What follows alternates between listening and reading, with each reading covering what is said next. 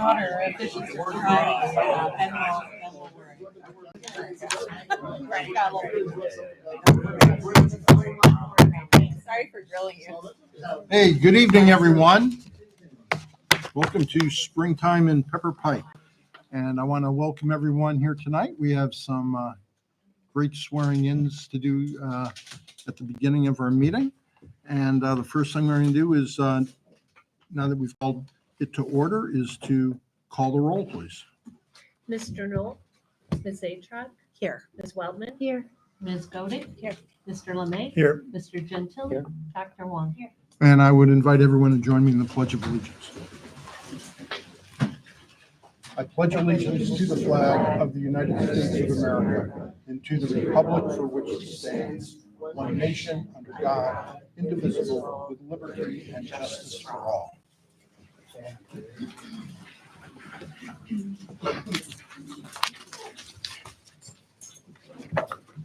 Well, thank you. And Council, we have a wonderful opportunity this evening to swear in two new Pepper Pike police officers. So I'm glad we have this opportunity. I want to welcome all of our police officers who are laid out in the hallway. Thank you, gentlemen, for all being here tonight. Appreciate it very much. And I think that should show our two new officers how much they are supported by their fellows.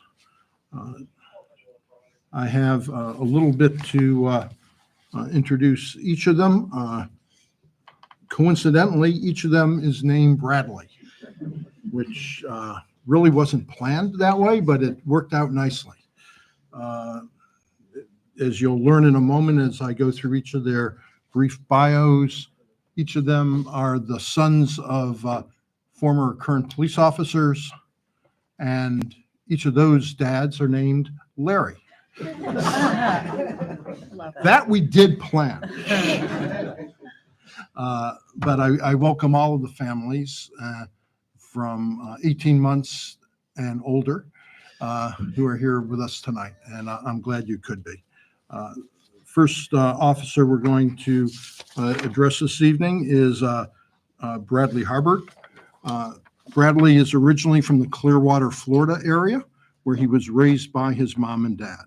Bradley is a second-generation police officer, as his dad Larry was a patrol officer with the Clearwater Police Department.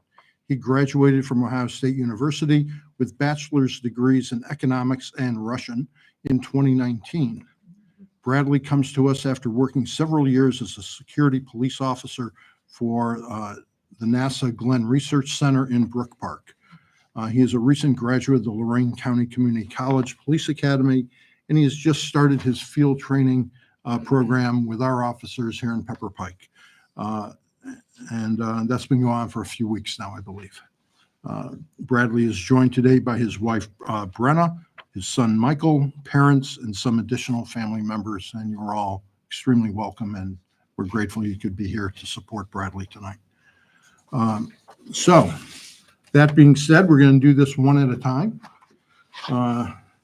even though I guess we could save time by just saying Bradley, but we're going to do it one at a time.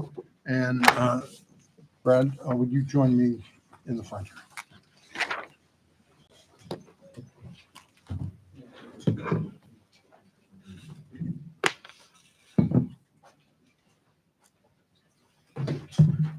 Here, I can follow along with that.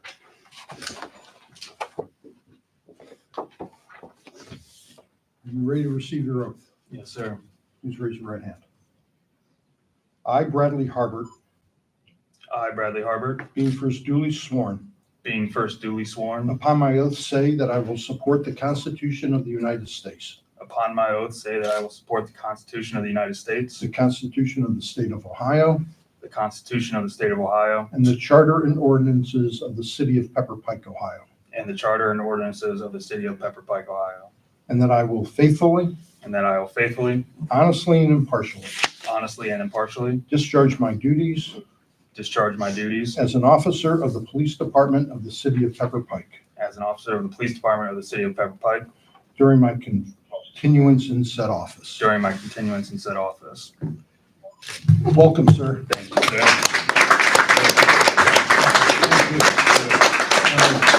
Do you have someone who wishes Oh, yes. to pin you? This is the prom moment where you.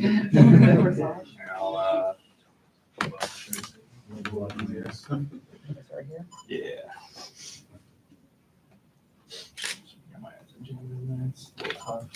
It's good material.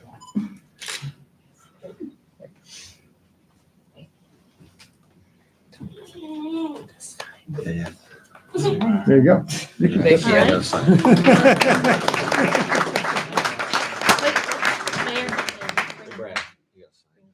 Oh, To sign, Yes. you'll sign yours and this Right one, here. and then we're gonna switch. You get the nice one. Oh, And the mayor thank you. signs. We'll sign that one. And I'll give them both to you shortly, okay? Okay. We'll give them both to you. Thank you. Thank you. Next, we're going to move on to Bradley Fishbach. Bradley, where are you? There you are. I lost in the crowd.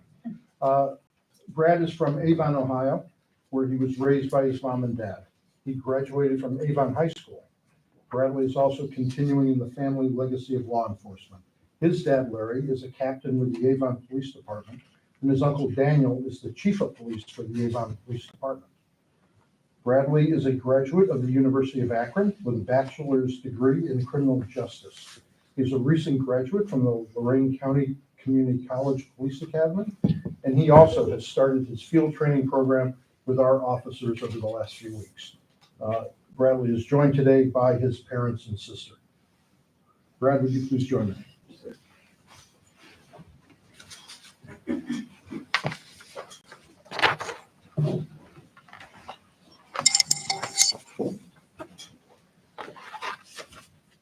Are you prepared to receive? Yes, sir. I know who I am. Raise your right hand, please. I, Bradley Fishbach, I, Bradley Fishbach, being first duly sworn, being first duly sworn, upon my oath say upon my oath say that I will support the Constitution of the United States, that I will support the Constitution of the United States, the Constitution of the State of Ohio, the Constitution of the State of Ohio, and the Charter and ordinances of the City of Pepper Pike, Ohio, and the Charter and ordinances of the City of Pepper Pike, Ohio, and that I will faithfully, and that I will faithfully, honestly, and impartially honestly, and impartially discharge my duties discharge my duties as an officer of the Police Department of the City of Pepper Pike as an officer of the Police Department of the City of Pepper Pike during my continuance in said office. during my continuance in said office. Welcome. Thank you, sir. You're gonna just sign also. Dad's going to do this? Oh, okay, do this. You can do that. And we're-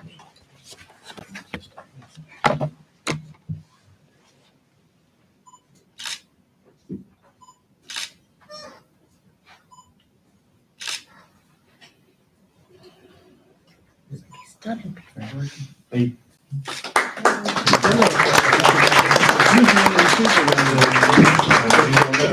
And then when the mayor signs, we'll give you your Well, copy. One more, please. This one? Yes, please, for your file.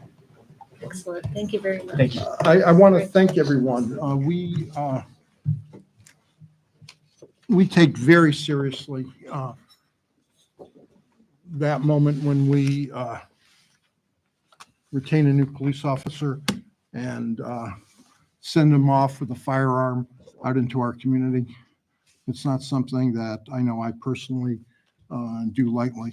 It's an enormous responsibility you're giving your family member, our new officers. They have assumed an incredible obligation to maintain the security of our neighborhoods, of the residents, and they are the guardians of our community. And we appreciate your lending them to us, and we will do our best to send them home safely to you. But in the meanwhile, we're relying upon them, and I know that they understand that. Our police officers have marvelous support in this community. Our residents have set up Police and Fire Foundation, where they contribute their own money in addition to their taxes to try to support training, equipment, things along that line. And it's important because the city can function, it's so appreciated, their contribution, but the department, the city can function without it, frankly. But those citizens would not have it that way. They want to know that, they want these officers and all of our officers to know how much they are appreciated and supported in this community. And I think that's very important. So again, thank you for being here this evening, all of you. And I hope you enjoy the cake downstairs. I think the cake is marked, "Congratulations, Brad." And I think there's plenty of cake for all the Brad family. So thank you for being here. We appreciate it. Thank you very much.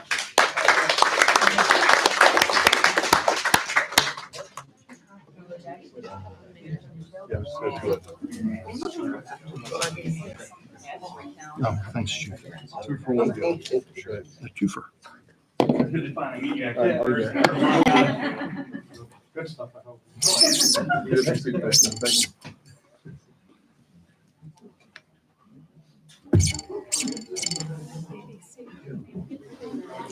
Next time, I talked to the chief, and next time we're gonna perhaps go with Roberts, with Richards as the father.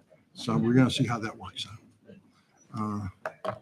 We will, the chief has excused himself, as you see, so he can enjoy the celebration with the new members of the department. Next, we're going to move on to entertain a motion to authorize the city engineer to prepare specifications, plans, and estimated assessments for the Belgrave sanitary sewer improvements. We've talked about this for a couple of meetings now, and this is for Mr. Sheehy to initiate his preparation of the Belgrave plans. Don, what can you add? This project is something that we did get funded from Regional Sewer District through their MCIP program. And it's basically ready to roll. I'd like to get the plans underway so that we're in a position to bid it out hopefully by the end of the year or early next year and get it installed. Okay, thank you. Are there any further questions of Mr. Sheehy at this time? No, but I would like to thank Don for that map. Yeah, this is marvelous. That was, it's very helpful, not just for us, but I think it's going to be very helpful for the community. So thank you for putting that together. Sheila, can you print those out on the 11 by Some right 17 here, page? if you- Okay, yeah, that'd be great. How many homes down the line? Roughly, I think it's about 30. only 30.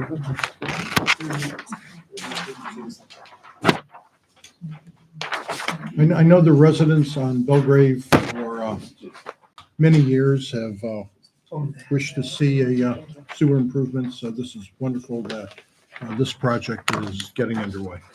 And Don, is it correct? We already have the pump station in place. We're already partially there. That's correct. We have a pump station on Kerrsdale. When we built that sewer, we provided sort of a stub for this potential future expansion back in 2007 or whenever we built that. So it's basically ready to go. Okay, great. That's what I thought. Great. Could we have a motion to authorize the engineer? So moved. Second, Roll call, please. Ms. Atruk, yes. Ms. Waltman, Yes. Ms. Godek. Yes. Mr. Lemay, Yes. Mr. Gentile, Dr. Wong.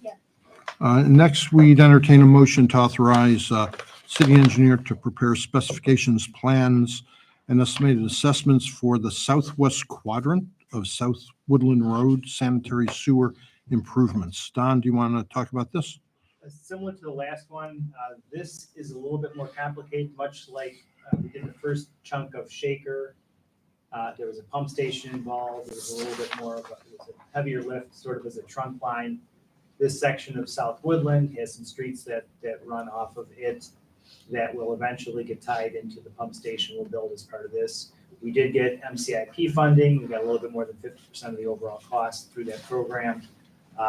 This is really from the pump station design, getting all that stuff approved. It's a little bit longer of a of a project from the design standpoint, so it's really set up for hopefully a 2027 construction. But the grant is, I didn't realize we'd gotten that grant, so just the Yes. same kind of funding level as, Through the same program, we asked for more, like we were talking about trying to get more than 50%. We got a little bit more than 50%. okay. But same terms and everything else? Yes. And that will stay available through the 2027? The money's been assigned to this project. Okay. So, Where will the pump station be located? Just out of curiosity. It, Have you planned it yet? we haven't selected the precise location, Okay. but it'll be near the intersection of Kersdale and South Woodland. That's sort of the low spot there. There's a Mhm. very wide right of way, and there's actually a couple of spots where we can kind of tuck it in out of sight. Don, this might be a silly question, but the streets that have no coloring, are those all, they were just built They are, with sewers? they. originally? Originally, they were sewered or they had sewers in. Okay. They are sewers. And Don, this line particularly, the South Woodland line, this will be able to serve as a feeder line It is for sort of a trunk, right? other adjacent streets to feed into. Correct. And It picks up about 88 homes, that number keeps coming up. And there's another chunk that it can services around that number, maybe a little bit more. okay, thank you. All right, if there are no other questions, can we have a motion, please? So moved. Second? Roll call, please. Ms. Zatrak? Yes. Ms. Weltman? Yes. Ms. Godek? Yes. Mr. Lemay? Yes. Mr. Gentili? Dr. Wong? Yes. All right, and we are now going to move on to a discussion of the 2026 MCIP application. That is the grant program that we've been benefiting from for these other projects. And there's an idea about this now that Don's going to share with us. So thanks, Mayor. We obviously typically talk to the Board of Health about where sort of the worst spot is or the next logical spot. For this upcoming round of funding, there is a pretty significant spot where we're having some pretty high pollution, and it's right by the intersection of Fairmount and Lander by the campus, Ursuline campus. They have on their campus, it's a permitted mini wastewater treatment plant. Really? People don't realize that, but it's there. And it's permitted to discharge a certain amount of pollution into the stream through the EPA, and every 5 years they get that renewed. Their permit will run out in 5 years, and they will have to renew that permit. So it is something that we would benefit the city by if we could take out that plant. And also, it becomes a pump station situation, and that could also tie in some additional residents that otherwise are sort of isolated in that section by Lander and Fairmount. So we, I think, have a very good chance of getting that funded through the regional program. I think it could be much like our other assessment projects. We could assess the cost back to Ursuline and possibly any additional homeowners that are around there. But it's, I think it's a really good program for the city because a package plant like that has a permit to discharge X amount of discharge into the creek every day, So taking it offline would eliminate that pollution source that does flow through, 80% of Pepper Pike. And it would be beneficial to the whole region, and it would really be, it'd be a nice project to get. I've had some preliminary discussions with Regional Sewer about this particular location. If it sounds like a good project, and they are very interested in the possibility of funding it. What year would that be? 5 years out? It really would be probably a 27 or 28 construction. Is So there, go ahead. Go We ahead. take over their pump station and use it as our own, or Um, make a new one there? What they have there right now is a wastewater treatment plant. Oh, I see. So it does all these different things on site, and then it discharges the cleaned up water into the creek. We would take that totally out of service and basically put a pump kind of near that location, and then we would pump that into our existing system. Is Ursuline on board?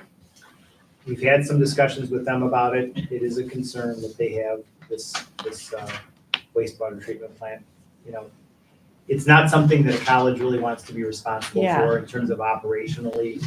They never had an option before until the sewers got closer, and now it's an option.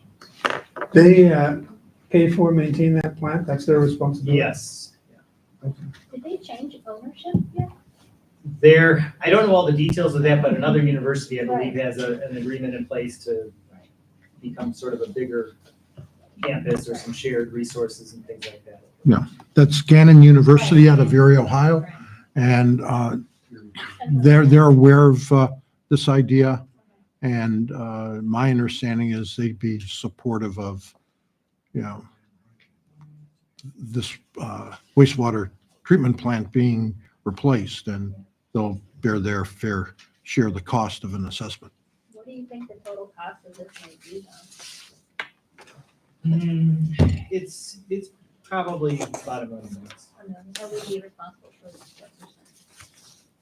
Well, I think the bulk of it, well, let's say we go to get funding and we get roughly half of it funded, that would be $500,000. I think the goal would be to assess most of that cost back to Ursula in terms of the users for that facility. So that maybe hate to give real numbers out, let's That's just okay. say, That's a good cost. if there was $500,000, maybe 400,000 would be Ursula's. It's a very large pollution source, Right. discharging into the streams of Pepper Pike, and it would be very worthwhile for the community overall to take this thing offline. And would we be able to access it for some of the homes? I was just looking at the map because that part isn't really included. Right, there are I some, understand because they have a private. yeah, there are some, the thought would be, it would be a public facility, so it would become something that Pepper Pike would operate through our contract with the county. So we could add residences, it would just be another one of our pump stations. Another one of them. We'd get whatever necessary easements are required for us to have public access to the facility. Because you can't tell as much because it's an unusual Right. circumstance on the, Right. related to the map. Right, And the density has increased there over the years, just the population density. And it may be on all that increasing more. land. Right. Mhm. And then that would be the project for I next think that year's. would be the project for this coming application cycle. I would like to get South Woodland a little further along before we figure out where the next piece is in a residential area. Okay. So that's the discussion. Unless I hear any serious objection, we'll proceed with that application and continue some conversations with Ursun and try to bring them up to speed as to where the council is and where the city is on this You need action situation. by council? I'm sorry, Do what? you need any action by council on this? Does it help with your grant or your application? Yeah, why don't we have a motion to Then? support the grant application? Would that Can help someone you? make that motion? One other question, Don, is this is the primary, this is the biggest next source of pollution, is that correct? It's a standalone I area, mean, but it's. So there's no other area that should supersede it? Correct. Okay. Good question. I would move what you said. Move, that the city council of Pepper Pike will move to support this grant application for this project. Is there a second? I'll second. Okay, roll call, please. Ms. Zatruk? Yes. Ms. Welter? Yes. Ms. Bowden? Yes. Mr. Lemay? Yes. Mr. Gentile? Yes. Dr. Moore? That's great. Next, we come upon sort of a hangout from earlier in the year. As was discussed with council in January, there was a sewer blowout on Fairmount Boulevard, pretty much outside where the college entrance is, college driveway apron in that area, a little further up the street. But water main, pardon me, water main. And it ended up with a good deal of, this happened right over New Year's, like on December 30th, 31st, and it just cascaded. It was a bad time of year, bad weather for this to happen. On an emergency basis, Neroni was brought in. Don, why don't you give us the background of that? Yeah, we contacted them on December 30th. They came out with some measurements. Everything there was a lot of mud and debris in the roadway. So they put together a rough estimate of what they thought they could, what it would cost approximately. They kind of gave me a high-end number and they came in well below that number. But they needed to go out there and assess how bad it was. And it's really hard to tell exactly how bad it was until you got it cleaned up, because a lot of the roadway was covered with 6 inches of mud. So the point is that this exceeds the $25,000 spending limit of the mayor. We're permitted under our laws to proceed with emergency repairs and then subsequently seek ratification by council of the expenditure since it exceeds statutorily the expenditure. So what we're looking for simply is the ratification of that labor and expense of $39,480.71, which is where the figure landed finally. Can we have a motion for that, please? Can we have some discussion first, Rick? Oh, sure. Well, we can have it before or after the motion. But Yeah. sure. Just, I just got these documents. I didn't have time to go through them, so I'm trying to get up to speed on this. What I didn't understand, you mentioned that there's authority for emergency spending. Sure. Where is that? Mr. In the Byron? codified ordinances, there's, the mayor has up to $25,000 expenditures. It's in section 206.01 F. It has 25,000. So if an expenditure were to come in at less than 25,000, he would have just handled it with his administrative authority. But it's the fact that it came in higher than that that requires council action. So I pulled that up. That's what I thought it was maybe under. I thought there was maybe some other provision, but it says, in accordance with current appropriations. Is there an appropriation for this type of thing? I'm certain there is. I briefly looked, I couldn't find it. And that was my question. And part of my question is, I think the mayor should have some emergency appropriation money for this when this happens, but I couldn't find it anywhere in the current appropriation document. Well, In my head rattling around, there's actually an ordinance in the code that talks about that. I don't know off the top of my, because I think I've Again- read it in the past. We did this years ago. We had this situation. Yeah, again, I haven't had time to go through these. I'd rather defer this to get this right, because I think it's not only the process that was followed, but also maybe we need to make some changes so that this is better. I mean, part of the process is, so I'm reading this clause that you cited, Steve. The mayor shall notify council of each such expenditure at the next council meeting. So that's Right. part of this process. Right. And that didn't happen. And there was, I didn't know what the amount of the expenditure was actually till it showed up personally in the thing. So there was a lack of my being made aware of that. So I apologize to council if there was a delay. Now that we've talked about it and we saw it in the bills as to how much it was, my reaction was, well, we have to get that ratified. That's more than my spend.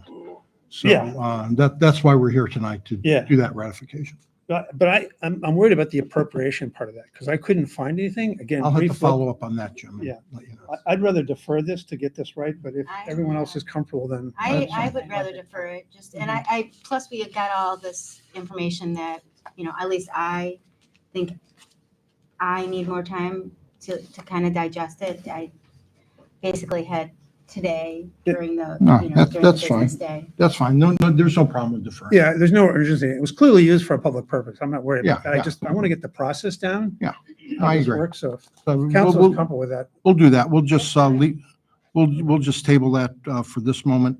put it on the and, next. We'll put on the next, agenda. and I'll get answers to that question. The appropriation question, I think, is a very pertinent question. Yeah, I couldn't find, a brief look. So maybe, well, we don't have Joe, but Well, I know that we have a fund for emergency capital repairs. We have that fund. But whether or not it's appropriated from it, that I don't know the All right. answer to. all right. So if we can do that next time, that'd be great. Okay. All righty.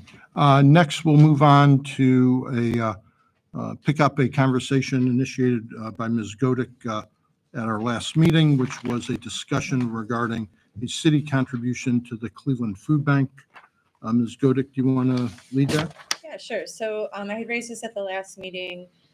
And this was very spur of the moment. And so after further reflection, I thought, I don't want this to be an arbitrary suggestion. I want it to be, grounded and tied to something concrete. So given that the mayor has his annual drive encouraging, all residents to contribute kind of under the Pepper Pike banner, I would love to see the city match that. So that gives it some, like a tangible amount to tie it to.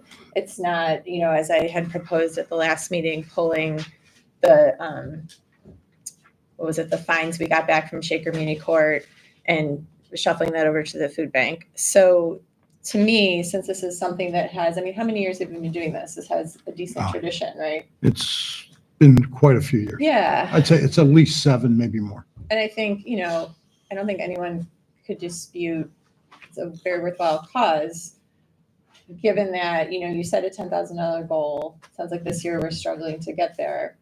I would love to see this as, the sort of matching gift things, like you can get your employer to match, your contributions, where hopefully this would be an incentive for more people to participate, even, a few bucks, whatever you can afford.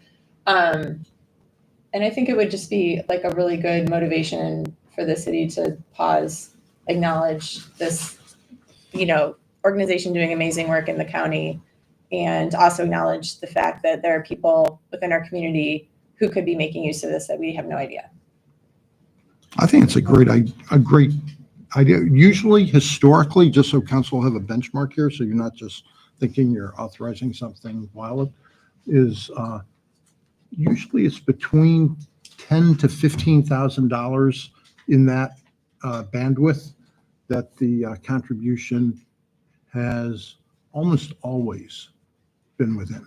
There was one year at the very beginning of COVID where people were extraordinarily generous. It was a bad year and for everyone, and there was a huge contribution from the city. But other than that one anomaly, hopefully we don't have another pandemic. The match is always, the donations have consistently been in that range. And again, relative to our budget, this is nominal. Tony had raised an issue that thinking that we might not actually be permitted to do this. I reached out to Steve to get his opinion, and he gave me a really thorough and thoughtful reply, and I might ask him to flesh that out a little bit for us if there are questions about it. But basically, the punchline is we're allowed to do this. He had some suggestions about potential mechanisms, but I would love to hear what you guys think. Yeah, what I found was that it's permitted, but it's supposed to benefit members of this community. So, whereas. But you found that on a Google search, and Yeah. Steve's using, actual statutes, right? That's fine. Yeah. I get that. Well, I think it was more than, But- he researched the law. But I agree with that concept, Mhm. that it should benefit. Right. So what I had suggested to you is, I don't know if it's possible, is to reach out to the food bank and ask them if we can give a targeted gift that would benefit people in Pepper Pike. Like if you give to your college, you can Mhm. give something that only supports a particular program that they have. Right. Or you can give a general gift. Mhm. I would feel better if we were giving a gift that we knew was going to benefit Pepper Pike people. This way, we don't come up with, gee, I think we ought to give some money to St. Ignatius. And I think this is going somewhere in the larger community, but if it was coming to Pepper Pike residents, I'd feel a lot better about it. Do you have another idea of a potential charity that is targeted to Pepper Pike? No, I don't. But Well, But my issue with this is that I would prefer if the food bank would be able to, if we could give a donation that says, we limit this to benefiting people of Pepper Pike. The church which one is it? Who knows? Garfield. Garfield Church has a food pantry. I mean, Hmm. I'd be happy to keep it there. It's obviously very local, and that is our direct community. I mean, it's the broader, like I would say, the Orange Schools community, not directly Pepper Pike. But this is, I mean, to be clear, Tony, this is your specific preference. This is not a legal requirement. No, it's not a legal Okay. requirement. Well, and I share Tony's concern. I mean, this is public money, taxpayer money, and it was raised for a public purpose. And the mayor, I think, justifiably used his bully pulpit to solicit fairly aggressively for people to participate in giving money to the food bank. I think the food bank is a fantastic charity. My family has given to it and gone to food bank events in the past. It's nothing, I think we should encourage people to participate in the food bank or other local worthy charities, but the food bank is a perfectly good one for us to target. I would even suggest that possibly we tie an event like the Taste of Pepper Pike, either tagging on either a voluntary or, a portion of each ticket price to go toward the food bank as a way to fundraise. I would be more comfortable with that because people would be taking the initiative. So in sum, I would say that, we aggressively solicited people in the community to give to the food bank, and people made the determination whether they wanted to give. They voted, they decided, I'm going to give this amount this year, I'm going to give a smaller amount, a bigger amount. Not to mention that people could have given outside of our fundraiser. I know that once you give to them, I mentioned this before, you're individually solicited on numerous occasions. I think I was solicited again just in the past week or so, and I think that's great. That's how these charities should get people, remind them to donate. People take their time sometimes. But I just really don't think that public money by our taxpayers, that it's appropriate for us as council to divert that money to a charity, particularly when outside of our community, in that directive way. I think that's just an inappropriate way for us to use public funds, and that's my personal opinion. As worthy as the charity might be, and this one is very worthy. I like the local idea. How about Orange Area Service Committee? I think it's Well, a I mean, fantastic charity. Obviously, I would love to take your money, but there's no way I can come here and be like, "Hey guys, I run this group. Give us some cash," right? So But I mean, but it's. I mean, we have a board, there's governance. I don't want to. I know. Yeah. Well, you've Yeah. you've declared your conflict now, so. Yes. But its biggest, as I understand it, its biggest clientele is in Pepper Pike. Is that right? It's the Orange School District. So I know, but among that. I mean, like by numbers, Yes, but yes. by Yeah. actual need, no. Okay. Yeah, it'd be in the Woodmere community, I think is It's honestly, it's distributed. distributed. Well, that's good. Mhm. The one concern, and I respect what the desire to have it directed to people in the Pepper Pike community. The reality is we live in an extraordinarily gifted community. And the food bank there are beneficiaries of food bank who live in Pepper Pike. There are beneficiaries of food bank who live in, I believe, every community in Cuyahoga County, other than, I think there are 2 extraordinarily and wealthy small villages that do not have anyone receiving. But that does not include Pepper Pike. We do have, but it's few. And I'm concerned that if we were to limit ourselves simply to Pepper Pike beneficiary families, we're not going to be in the end contributing very much because there aren't that many people to distribute to. The regional effort of the food bank, I think, does benefit us. There are people who probably come here to work who are beneficiaries of food bank distributions, be they either in commercial retail activities, domestic help activities. There are a lot of people probably who travel into our communities to do a task that do benefit from the food bank. So I don't think we need to simply conceptually limit ourselves to people who reside in Pepper Pike in order for us to have a sense of public good and benefit that also inures to the benefit of people who are somehow associated with the city of Pepper Pike. But is it really our role to donate public money individually? Yes, and if anybody in this room was contemplating it, I would applaud that. I just don't know, as a council, it's our role to take public money and divert it for a purpose that is not a taxpayer benefited purpose. And I feel that we're going far beyond our role by diverting that money. Now, encouraging people to spend that money, participating in a fundraiser to help bring in that money, that's a different thing. And I think we could be very creative. I've always wondered why things like the Taste of Pepper Pike, or even when we did the Centennial, I think I mentioned it at one point, why we didn't try and have some targeted, special purpose that people could choose to participate in. That it's concerning to me. I would like to thank Jackie for coming up with this idea. Like I appreciate, I know you are a very generous person, as witnessed by the roles that you've taken on in some of the community organizations. And it's something that I appreciate you bringing it up. And I think that us encouraging philanthropy and donations within our community is something that we all should be doing. I also have concerns that these dollars really don't belong to us.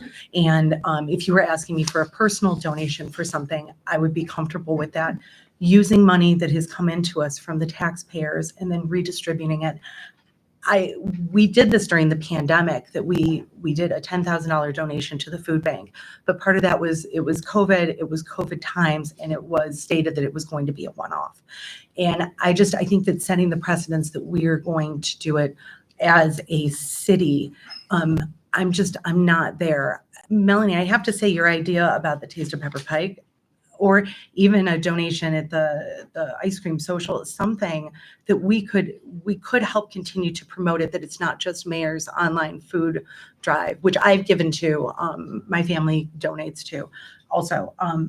But I think that it's having that conversation and not using the dollars that are coming in from the public for that. So, Well, I think a fundraiser of some sort, some kind of creative way of making this donation, that we, instead of writing a check, we actually, put some elbow grease into it, would be good. I would like to do this money, but I'd have trouble taking taxpayer money and giving, if like I said, if we could target it through the food bank to Pepper Pike residents, that would be fine. Or if there's some other organization where the money would come to Pepper Pike residents, I would be comfortable with that. okay. Taking public money for directly benefiting our residents. I guess my thinking is this is a drop in the bucket. We're talking about potentially, maybe 10 grand. And I totally take all your points, like completely. I understand where you're coming from, but I think that,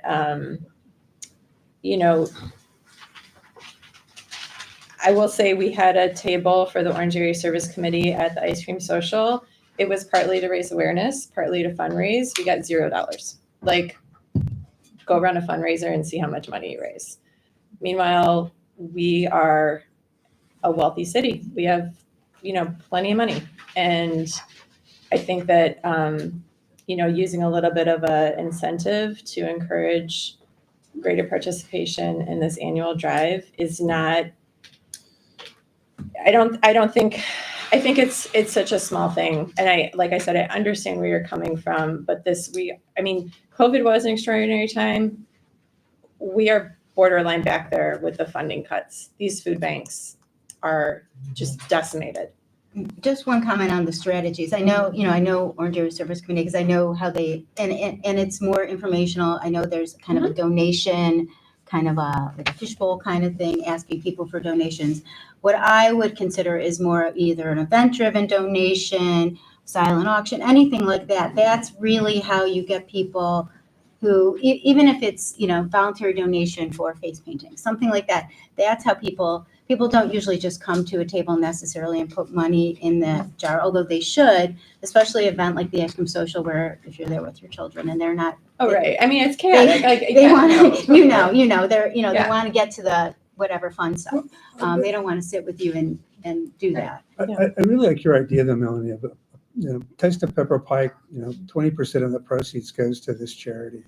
That way people are Well- making a deliberate. And you could choice. have additional volunteers. And I know that money's fungible and I get that. Yeah, well, let me just point out though, Mr. Lemay, that in the past, we have attempted to use proceeds from the Taste of Pepper Pike with the idea going in that we could do it for this sort of event.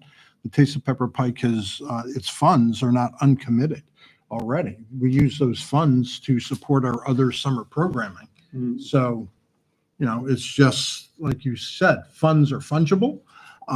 We can take X percentage of that, just know we're going to use other funds then to support movies in the park, Ice Cream Social, Harvest Yeah. Fest. So our money, it's not just free board money that we have, profiting out of the Taste of Pepper Pike, which is why it has been discouraging sometimes in some years to see, despite the ambition to be able to come to council and say, hey, look we cleared X thousands of dollars over and above. Our expenses for Taste of Pepper Pike go up. The tents get more expensive. All the stuff gets more expensive over time. We have labor costs that are involved in that. When the support of our wonderful service department and other departments. I just don't know that if it's simple, so long as council understands that there's going to be other money necessary to support these other things if we divert the Taste of Pepper Pike money. But we could increase the ticket, like a $5 donation with your ticket purchase How or many people something. go to Taste of Pepper Pike typically? Like, say like what, 500? Call it 500. There are tickets that there are all sorts of it's hard to say a number because there are Right. people who contribute money, just write a check and say, gee, I'm going to, Mr. Dagger, Mr. Giuliano, they usually just write a big check and say, here, we want to support Taste of Pepper Pike. We have corporations that get a sign up on the stage. All those things become factors of the money that the event is getting. And there are other communities, I will just let council, in case you're not aware, that actually have budget lines for charitable donations from their city budgets for non-city events. It's a policy decision.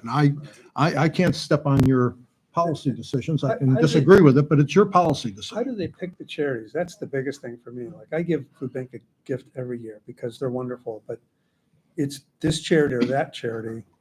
And these other cities, do they have like 5 charities they give to? I don't know enough about that.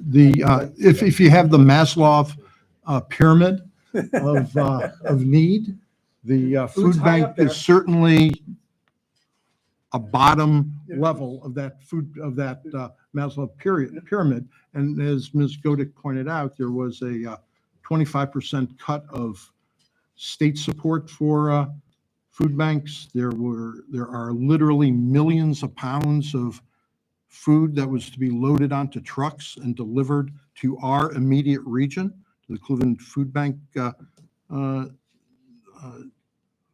And those trucks have all been canceled because of federal policy that ceased the support of those efforts. So And we we have- can talk about, Well, theoretically, gee, it'd be nice to have a fundraiser. We can sell, cookies, but this is an enormous need. This isn't a little need. This is an enormous. I mean, there are many, I think it's very worthy. I think it's great that you are active in it. There are a lot of enormous needs and a lot of funding gaps to fill now, especially with some cancer charities, cancer screening that people aren't going to be getting. That's also a very basic, I think, need. Mhm. And I don't know where to begin. There, we could come up with, to Jim's point, we could come up with a long list. Just troubled by how we do it. I do think there's a way of doing it. I do think there's a way of knowing what our numbers are and building in a certain amount. I do think that when certain people who are generous are told that this is to support, food bank, and it would be actually really appropriate food, supporting the food bank, people eating, that they would be certain to suggest that they would maybe not attend, or they might increase their donation if they knew that whatever percentage was going, if the entire amount, they might say, please put my entire amount towards this. So, right. just a thought. All right, well, we've had, yes, Doctor. So I don't think we're gonna solve this tonight. I think it's always great to think about contributions to charity, but also think about where that money's coming from. And I think something good would be to see what other cities are determining where to donate to and how much, and talk to the Cleveland Food Bank about whether or not it can be distributed. But I also, this is taxpayer money. It's not like our money, it's taxpayer money. And so maybe we could ask the public, is it okay? Are you okay contributing X amount of dollars to, So I think that's what we can do, and we're not gonna solve it tonight, so we can keep it on the agenda for next time. Okay.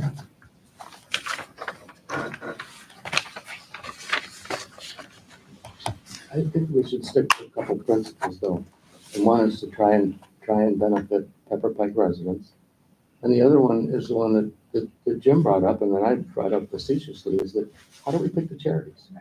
It's a good, St. it's a fair Ignatius point. is a really great school, and they could use the money. But I don't think anybody here Not a great Once- example. wants to. Yeah, what's their- what's their It is a endowment? great Give me a break. It is a great example.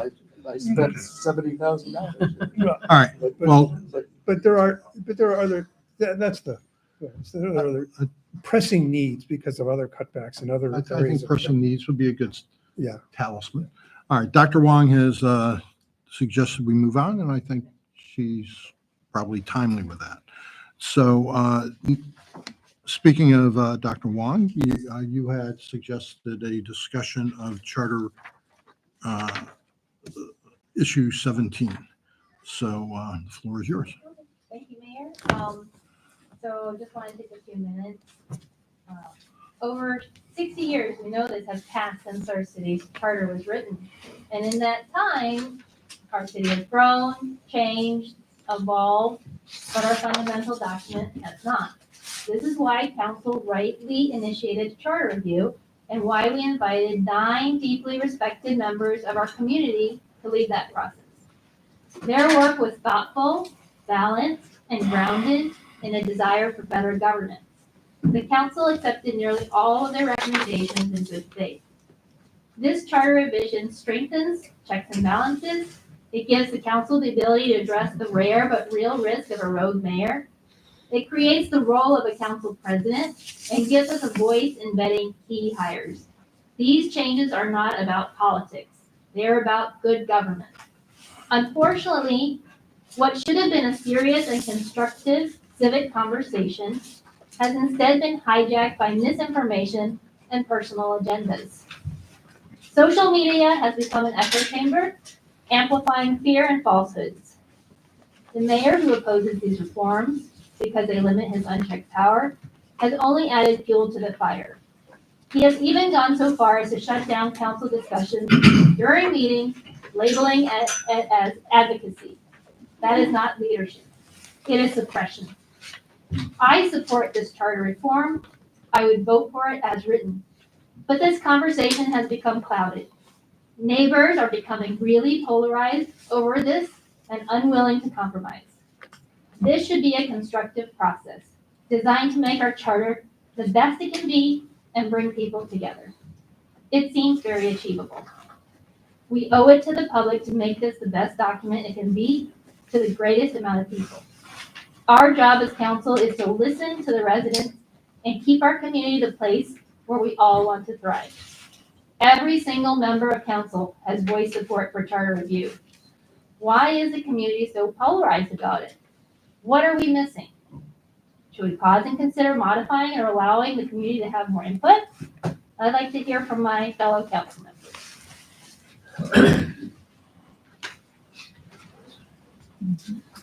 Well, I think that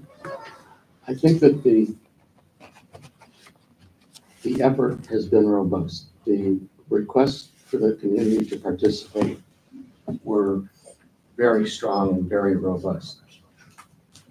Some of the people who are the most negative about it are the people who chose not to participate, and then, like Monday morning quarterbacks, they're coming in and saying that the process wasn't thorough enough. I disagree. The process was very thorough. As I found out from the National Civic League, we're taking 15 months, and they said a year would be plenty. So it's all about perception. If you didn't participate, it seems to me you don't think that the process was robust enough. If you did participate, I think you are sure that it was robust enough. So that's my position on it. It's been my position all along. And I think that the focus that this gives by voting for it in 2 weeks is exactly what we want to do. I mean, Kathy, you know, my opinion, you know, from the get-go was to delay this until November to give time for public input. And I mean, I had obviously no idea what was in store when we voted to put on the ballot. So, you know, I think we're all a little bit blindsided to the extent of the, you know, sort of public outcry for that. I agree with you. I mean, I think the document as written, I'm happy to support it. I think it's a lot of good recommendations. I think they're very, what's the word I'm looking for? They're all, yeah, they're thoughtful. They're nothing, I don't think it's going to be this enormous sea change that it's being presented. Time will tell, right? Like, you know, this is new to, I think, almost all of us. The thing I struggle with right now in terms of, you know, it seems like you're potentially suggesting, you know, hitting pause is just the timing, you know, how many people have already voted, how much time and effort has been spent on this so far. I really struggle with it. I know. I don't know what's the right answer. Yeah. I personally share and support both what Tony and Jackie said. I think, first of all, and I know you know I've said this before, but I'll repeat it. I think the Charter Review Commission worked. Their work was robust, thorough, detailed, of the highest quality, and the people on that commission were of the highest quality, intellect, and of the highest integrity. I am saddened and disturbed when I hear their work, their reputations, or the reputations of anybody who supports them being smeared, being misrepresented. I find it sad. I find it disturbing. Maybe it's a sign of the times. I don't know. But in the end, I think the work is excellent. I think the process was excellent. I think, as Tony said, we did adhere to the timeline well within the timeline of the National Civic League in our process in approving and putting on the ballot their work. There was plenty of time for public input and comment. And I agree with Tony that, you know, people maybe after the fact who didn't participate say this. And I also agree with Jackie that a lot of people put a lot of time and hard work and effort into all of this. And I believe that it's important to support that work, to support that effort, including trying to get the truth out there. And yes, I have been very frustrated in the fact that we haven't been able to respond to misinformation, respond to disinformation, which I think some of which was put out, I would like to believe because people didn't understand, but I think some of it was intentionally put out to, you know, to try and mislead people, to try and damage the narrative. And so I'm, you know, very supportive of continuing to go through. I think this is a very worthy effort. And I do agree with Jackie that I think that the changes that this would make are to a certain degree overblown. And that makes me sad that that's happened. I think these are good, solid changes. So. Anyone else? I think, given the information that's out there, we should let the Pepper Pike citizens make a choice. Mhm. There's been a lot of material out there, and I hope they will see through all the noise for wherever it's coming from and make a reasoned decision. And I think at this point, we owe them that. So I would let the vote proceed and let them make the choice. Yeah, I have to agree with what everybody has contributed so far to the conversation. I have to admit that I have been very frustrated through the process at the roadblocks that have been thrown in front of council. Whether intentional or not, they have been there. That it has been exceptionally challenging to get information out there in a timely and purposeful manner. And that I wish that we could have done better, that there was a way to do it. I think that opportunities have been overstepped and taken by certain proponents on a specific position that I think are inappropriate, but that's just my opinion. And I do appreciate the hard work that everybody has put into that document and putting it together. So I think that we let the community speak, and they have the opportunity. Early voting has already begun, and we will see what the results are on election day of where the community sits on that, and then we go from there. But if it passes, there's also an opportunity to do it again. That's built in there. And in the regular review, which is something that I do believe should have been happening all along, it is there that if something changes with Ohio law, something changes within the community, this isn't completely written in stone. It will truly be a living document that can be amended and looked at by further charter review commissions. So that's my position. All right. I do not agree with what has been said here this evening. I don't, the information that I have reviewed that has been put out by opponents to this, I don't believe is inaccurate. I agree with it. In fact, in its entirety, I think council is misjudging how dramatic these changes are to the lines of authority between the mayor and the council. It's not this mayor, because I truly will not be your mayor if this passes. It would be my current intention that if this passes, because of what this entails, a year and a half ago, I ran for the mayor of this city, and there were rules and guidelines as to what the mayor's authority was. And it was subject to that I ran for mayor. And I was unopposed. And I was elected with somewhat over 70% of the electorate still voting, even though I was unopposed for me. Personally, I often don't vote for someone who is running unelected, unopposed.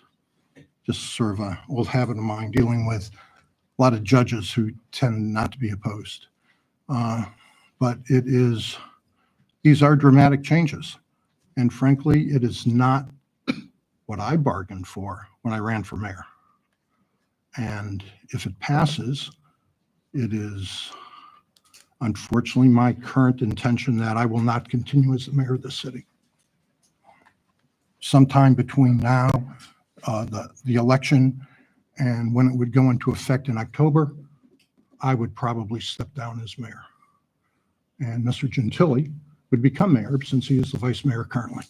I feel that strongly about this proposition. I think it is glib for council or any proponents to say that this is less than the dramatic shift of authority that it is. I'm not saying that that's even good or bad in this statement. I think it's, for this statement's purpose, I think it is ignoring the reality to say that it's not a dramatic shift. That may be what the people in Pepper Pike want. They may want a shift of authority between the mayor and the council. Okay, I would be more comfortable with that if this had been aired and in an open town hall fashion. It's Mr. starting to sound like Gentili, advocacy. I'm sorry, but it is. Mr. Gentili mentions the National League of Civic League. Well, what he did not mention was, I don't believe you were asking them about what happens if you don't conduct the open town halls, which when I read their brochure, their materials, is the most important thing. We should not be having this contention in our community right now. Because if the process, and it's not a, Isn't it's a, it? well, let me finish, please. No, because I think. No, you're no, doing you'll like- let me finish, please. I did not interrupt you. No, because when you're, the- okay, speak, but I think you're advocating and I'm concerned about that. Let her finish. Let him Let finish. me Go ahead, finish, You please. should finish. Go ahead. Thank you. When a community has available to it the open town halls, so it is brought forward together in a communication and input into the process, then you achieve the buy-in. And at the end of that process, we would not have this contention going on. There would not be a side and another side. There may be differences of opinion, but it wouldn't be the level of really anger and feeling disregarded that a lot of members of our community feel right now. And that saddens me quite a bit.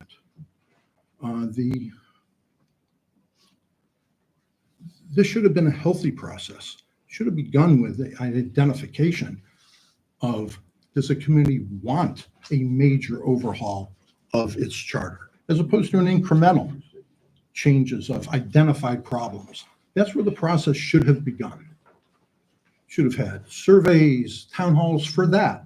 Where does the public wish this to go? That was skipped. We then went on to the charter process itself, which I understand. You know, there were 17 meetings or whatever at 8 o'clock in the morning, and a couple on a Saturday perhaps. Yeah, we ticked a box, or the commission ticked a box. They had them. There were no town halls. There was not that, gee, skip work that day, people in Pepper Pike, and come to a meeting. That, you know, you received an email about it, that upon examination of our records, we saw that they were largely unopened even, and that the attachments with the ongoing charter revisions were never being looked at in many instances. Well, to my mind, ladies and gentlemen, the burden was on the council. The burden was on the commission. Not to say, oh, we checked a box, but to do the hard work, to say, you know what? That's why this takes so long, because we have to drag a community along to be involved, to be informed. That's hard work. That's not checking a box. Maybe we just talk about this much of the charter for the next 2 months. And you have the town halls about that, and you get the engagement of people. We had some wonderful folks in here to talk about, you know, redoing 1 1/3 acres in the backyard here of the park. And everyone was so excited about their community engagement that they talked about how they do surveys and bring people in. We'd have these different events to make sure people knew. None of that happened. Why can't we be as enthusiastic, as engaged with our residents about the fundamental document of this city, the charter, as we are about whether or not a playground facility needs to have adult equipment put into it? Now, this has not been done right. I'm sorry. It simply hasn't. And in the end, the people who are voting will have, in our last May election, I think it was 24% of the people participated, as opposed to the 70 to 80% who participated in the November election. Something's wrong with that.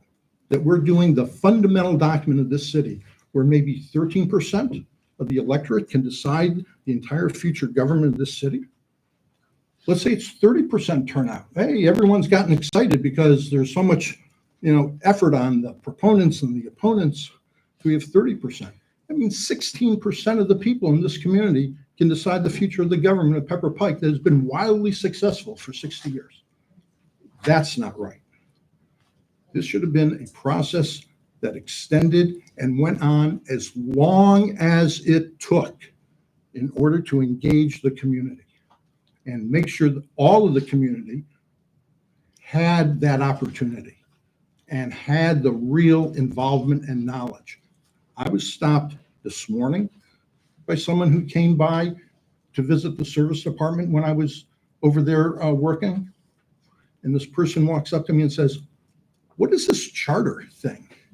I said, "What do you think it is?" And they gave me the most, frankly, bizarre explanation of what they thought this charter initiative was about. And it's like, I said, have you gotten materials? He said, "Yeah." I said, "Did you read the charter?" "No." I said, "You need to go read things because you really are not telling me what this thing is about with what you just said." And now I'm in the middle of the service department. I'm not going to start giving my opinions about things. Happened last weekend with someone approaching me again. Same idea. What is this about? I was out on the street. There, I confess, I shared my opinion. I'm just saying, ladies and gentlemen of the council, I don't think this was done right. And it was done so not right. And the consequences can be so dramatic, in my opinion. I know you don't share that opinion, but I am pretty confident of my opinion of what this does. Right or wrong, it may be what the people want. And if the people vote for it, the people have voted for it, as small a number as it may be. If they do it, I'm telling you, that's not the job I signed up for. It would have been nice, maybe even consider if you wanted this to have it go into effect at the end of the current term of the current mayor. But no, a decision was made. This goes into effect in October. Okay. Well, right now, my impression is I am not going to stick around for that. That is not what I ran for office for, or I'm here, or the job that I am here to perform. And it saddens me beyond anything I can tell you, because I love getting to be the leader and mayor of Pepper Pike. But that is not something that, in the way that I am reading this charter repeal and replacement, and what I see as the duties and responsibilities being shifted and reorganized, I wouldn't be the mayor of Pepper Pike if that had been in place before. I wouldn't have run for it 14 years ago. I wouldn't have run for it a year and a half ago, because that's not what I'm looking for. I will wish the city always the best, and that, if it comes to pass that Mr. Gentile is successful as the mayor, and I would hope that in the future the city will be successful, but I'm not going to serve that role, because that's not the role that I ran for or I'm here to fulfill. That was a decision the council made. And, I think it's extremely unfortunate, but no one should be so glib to think that this is simply, we're just fine tuning some things that already exist. Let's not be dishonest about it. Those things that the opposition describes, those are real changes. The mayor's off the planning commission. That's a big thing. Article 5 is a real thing. The changes in Article 5. Be they good or bad, those are real changes that are being made. And they have to be accepted and recognized for what they are. Those are my thoughts. Is there anything else? All right. We'll move on to the finance meeting. Before we get into that, I do want to, council is aware, make sure that the public is aware that Mr. Brzezinski has resigned and retired from his post, and which explains his absence here this evening. A search is underway for a new finance director. It's an engaged search, and we've been very fortunate to be able to retain an extremely experienced individual to supervise, for the short term at least, our finance department a former finance director of some very large municipalities, Lakewood, City of Toledo, and we will keep you informed as the search continues. That individual may become nominated or suggested by me to be our finance director. A few things that the individual needs to work out for their own life and make sure things are squared away or not before I would feel comfortable making that sort of suggestion to the city. But for the time being, I want everyone to feel comfortable that our finance office is secure and being well operated. So I think that's what's important for City of Pepper Pike. Mr. Lemay, you had a finance committee meeting tonight. We did. Without Joe managed to prepare the last financial statements for March 2025, and we reviewed those just with our committee and with the mayor before the council meeting. And it's very early in the year, so there's no anomalies or quirks to report. We did discuss a little bit about the existing cash account of Pepper Pike and how we oriented it toward a decline in reductions, which hasn't occurred given what's going on in Washington, and thinking about reallocating that. The mayor and I are going to work together to see what the best path is for that, given that I think we all concluded that rates are going to stay, short-end rates are going to stay higher longer, and being in the Star Ohio Fund may be the better advantaged opportunity for the city rather than in some short-term bond funds. So we will be working on that between now and the next council meeting. That's all I have. Okay, thank you.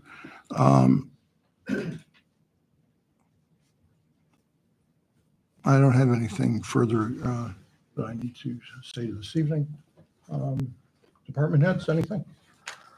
We had a successful tree sign up today. 200 trees were allocated in less than an hour. Wow. That's robust. People waiting by their computers? Yes, some were.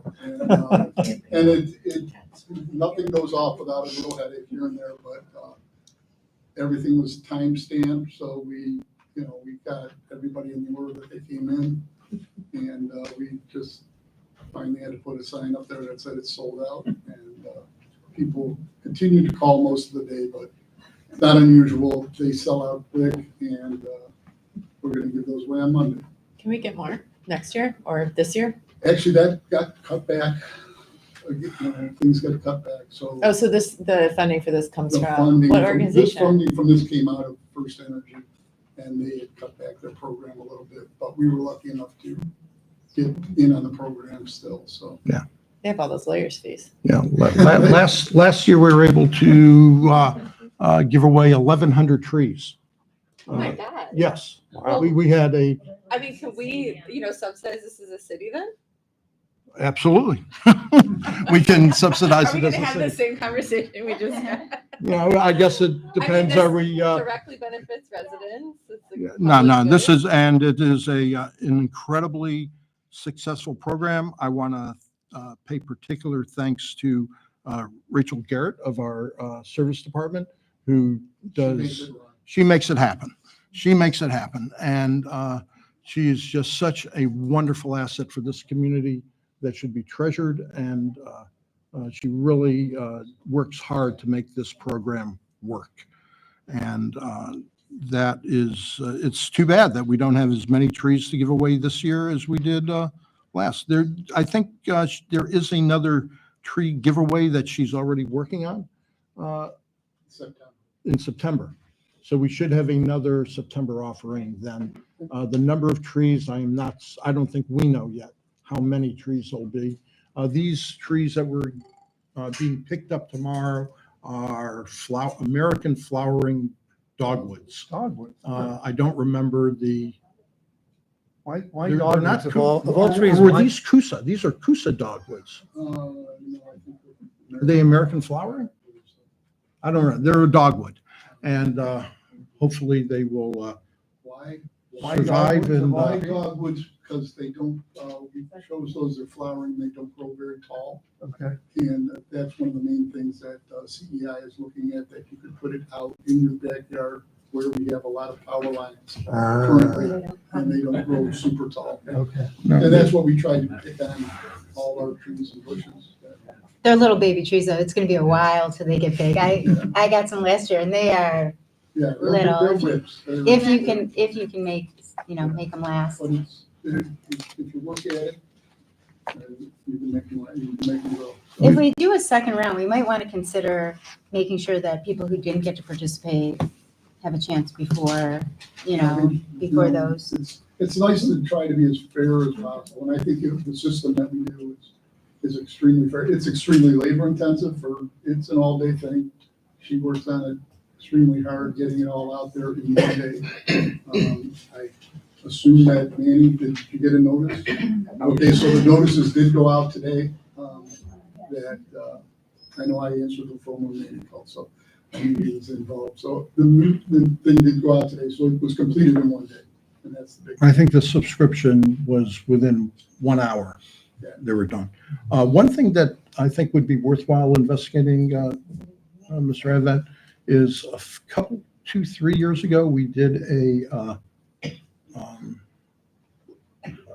with Cuyahoga Soil and Conservation, the bears, what do they call it? The bear stick? or bear- Live stakes. Live stick. Stream erosion, that one? Yeah, and I think we should see if we can encourage them in partnership with the Chagrin River Watershed. See if we can't do that again. It's a tough program. I participated, got a lot of stakes myself. I have 2 that took and survived. Now, and which is probably an okay percentage for them. I don't know, but it's very worthwhile for a stream erosion program for residents, because so much of our stream erosion is occurring on private property. It's not on public lands. So the more we can get that sort of availability for our residents to be able to support and prevent erosion along their streams, the fewer calls we will have as to the stream is approaching my house, what do I do? And that's a real problem. So I don't know if they're going to make it available this year, but I think we can, I will reach out to the Chagrin River Watershed, and maybe they can supplement if Cuyahoga Soil and Water is not doing it. I think they partnered the last time on. I shouldn't be thinking out loud like this in a public meeting, but it's something we ought to look at. And somebody mentioned, could we supply it ourselves? We had talked about that. We have to talk about that at the end of the year, see where we're at, so we would have to appropriate for next year. But it is possible. Yeah. And while we're on your segment, something Mr. Newell is unable to join us this evening because he has some illness in the family he's helping out with. But Scott has taken it upon himself on I think he made a Phragmites grant application to a small program that he found. And we'll see how we do on that. But I think weren't our service workers out today whacking at some? They were doing litter control They were doing litter control in an area that where the Phragmites are. Yeah. Okay. another thing that happens after that. Jim, did you All righty. mention at some point that the service department had bought like some sort of equipment to Yes. mow? Has that been being used, or like Not yet. what? Okay, so that'll But it come is- online at some it's point. Okay. It showed up last week. so. Okay. All right. Don, you have anything more than what you've discussed? Don, can you explain the 271, how that's the road work that's going on, starting on Monday? Do you know anything about it? Yes, actually, ODOT, if you do go online, they have a really good, like a video and kind of Okay. shows you what's going on. But ultimately, they're going to change where cars can exit from the express lane over into the local lanes, especially by the Cedar Brainerd exit. They're gonna pull that back further. What happens is Right. somebody gets over, then they want to get over 4 lanes, and then they end up trying to, it's not a great situation. The mayor and myself and the chiefs met with ODOT along with mayors from other communities to really have them come up with a solution for this problem. They actually have, I think it's gonna be very effective. They're also, while they're doing all that work, they're also repaving that stretch of freeway. It's absolutely an issue because you don't have time to get over those lanes. It was poorly designed. Are they gonna pull it back a mile? How far are they gonna pull? It's about a mile. A mile, Yeah, that's not, great. not quite, but it's a decent amount. So another 45 seconds or something. Right, for to get cars over. to work over. That's a Are they great- gonna do anything for the congestion getting off of the local lane? Cause that really slows down too. What they're doing is they're extending the length of that ramp Okay, so that people, they're still gonna, you can't totally control the volume that goes there, but there'll be more stacking. And they're also improving slightly right near the exit where additional lanes can split off. So it'll be 2 lanes wide, longer as far as the exit goes. So it will help. Now, it won't be a huge change there, but it will be better than it is. Length of the project, do we know how long that's going to be? It's a full construction season.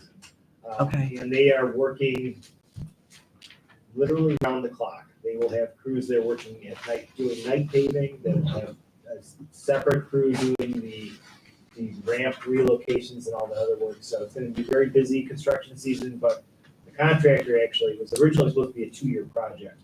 And the contractor proposed, making some short-term lane restrictions now so that they get the whole thing done. It is restrictive going through, and I use the Cedar exit all the time, but, yeah, And use good. the local lanes over by before you bridge. Yeah, it's been a learning curve, so.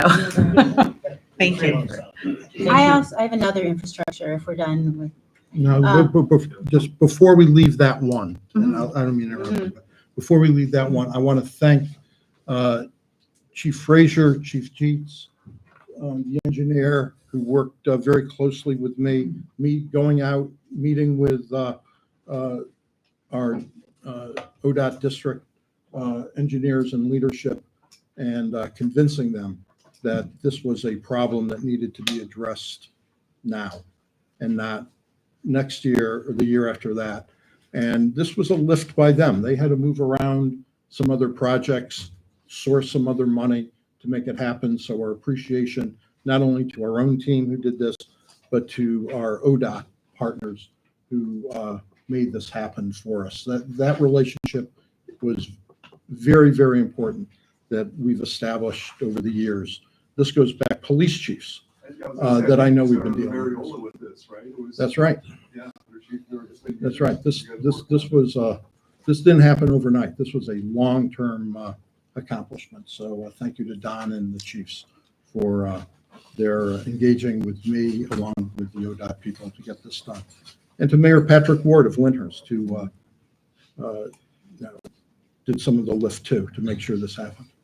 All right. Don, I just wanted to mention, I know AT&T is getting fiber in some of the neighborhoods, including mine. And I think it's great. I mean, option of having higher speed internet is fantastic, and they've been excellent. I just didn't know if they ever gave us a heads up so we could let residents know. There are a tremendous number of trucks in the neighborhood. Numerous people have asked me, and the only reason why I found out what they're doing is because I went and asked them, which is fine. I don't mind doing that. But I just didn't know if they gave us a heads up, and if we also know what other neighborhoods are doing, because I think having competition and also having this higher speed option is a benefit to our community. Yeah, they have certain abilities to do work, obviously, under their contract. So they don't always give us full scope of Okay. how many crews are gonna be out there, how many vehicles. They've targeted areas where they want to have the capacity. And, Sure. I just mean like which neighborhood, which They, week they, or month. very, very basic information. They don't really, in theory, they're supposed to be trying to market to those residents and give them, it's an opportunity for them to reach out and say, hey, over the next 6 months, we're gonna be doing something big.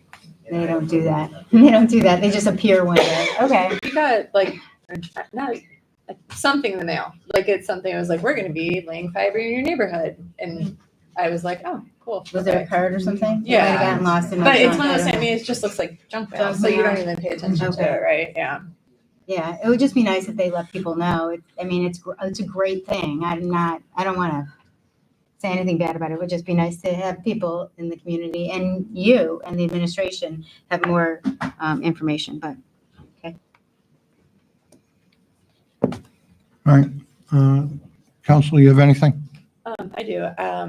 Chief, I'm glad you came back. I was a little bit of a liaison between the people who organized with the Chagrin Gateway Democrats, the big protests on the Circle that have happened last weekend and then a few weekends ago, and the chief. And Anthony reached out to me directly and just wanted to relay how appreciative he was of how responsive you and your department were. He said they felt very safe. They felt like any issues that came up were addressed immediately, and everyone was very respectful. So, you know, your work is really appreciated by that organization, all the people who are out there. Thanks for the feedback. Absolutely. Anyone else? Audience comments? Any? Mr. Naff, do you have a comment? Yes, I do. Manny Knapp, 2632 Southern Center Road. Couple things on here. First is February 17th, 2021, Mayor Baines said, quote, "I'm not fond of surveys." He went on to say that he doesn't want to run the city by surveys, that he wants the council and the mayor to run the city. Okay, this was during the project that was going on, but that was a quote from one project, and it took us 3 surveys to finally get to a neutral survey out here. So just coincidentally out here. Okay, Mayor Baines' personal attacks on some of our most respected and qualified community members who volunteered to be part of the Charter Review Commission cannot go unaddressed. He has attacked their intelligence, their integrity, and their motivation just because they didn't agree with his feelings. I'll just discuss one item tonight, and it goes on to many of them that were brought up at the Civic League, which I thought was an abuse of that speaking time on there. We'll tell the Civic League again on there in regards to that was a great state of the city speech on here and how great we're doing and so forth on here. But then to conclude it at the last 10 minutes with an advocacy speech that the law director, has identified, advocacy speeches can't happen. And it's one of the things the council has been dancing around here, tonight in regards to why they weren't able to get the information at the town halls to the people. They decided to change the rules and not allow council like they did with the sidewalk items, to speak. That's where one of the main issues is. Okay. With that, the mayor, has talked about this one issue that, and again, there's a lot of them. The one we've talked about one due to time is that you talk about that the commission, accuse the commission of purposely scheduling the meetings, as he said again tonight, on mornings when people couldn't get there. Here's the list of the meetings, okay? 17 meetings, 23% of them were on Saturday mornings. 18% of them were in evenings. 59% were the balance of them there. Okay, so to again reclaim tonight, again, a major misstatement, okay, that the commission purposely and council purposely scheduled these meetings when people weren't available. That is not true. And what I always go back to is the facts being, look at the agendas, look at the minutes, what do those say, and you determine your own opinion about what it is. Okay, here's the items on here in regards to 23% were on Saturdays, 18% were on the evenings. This commission asked with 5 emails to everybody telling them the meetings were going on. They mailed an item home to people, to every address on here, saying these meetings are happening, and please give us your inputs. To go on in regards to, here's the list of number of times the president of council was discussed. 40 times. This commission reviewed that topic 40 times. This commission went over the planning commission 20 times on here. So to try to paint this picture that this wasn't a very vetted process is totally inaccurate, and it's not doing these people that were on the commission, any good to, undermine them, saying that they can't make their own intelligent decision. It was stated in there that council just led them along the way, and they went along the way. The mayor attended the first basically 10 meetings of this. He told council and the whole committee here that he only attended 4. Okay, then it was immediately called out, no, you attended 10 on here. And what happened was, he was making his points in those meetings, exactly the way he made it today. And that commission, okay, with the law director there, and the commission chair is the law director of Twinsburg. He's conducted 3 surveys, 3 charter reviews. So these aren't, and then there's 4 other lawyers, there's 3 people from the school board on here. These are the cream of the crop here, folks, and they're being thrown under the bus.